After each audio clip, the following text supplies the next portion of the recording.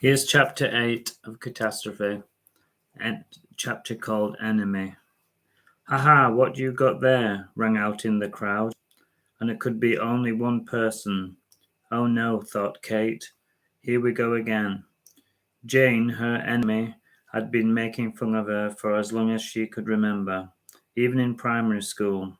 She was pulling at her pigtails and calling her names. Fortunately, she had never become violent. But sometimes the mocking was worse, thought Kate unhappily.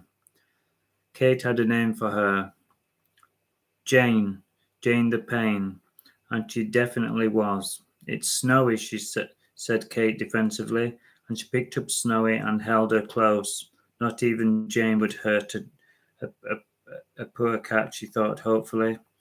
Jane looked at Snowy, and she had to admit that the cat looked cute, but she wasn't going to tell Kate that. "It's nice to know that you've got a friend," she sneered, and she gave Snowy a quick pat on the head. "Of course I have loads of friends, and they're not dogs," she said, as she sauntered off. Kate wasn't hurt, she was used to it.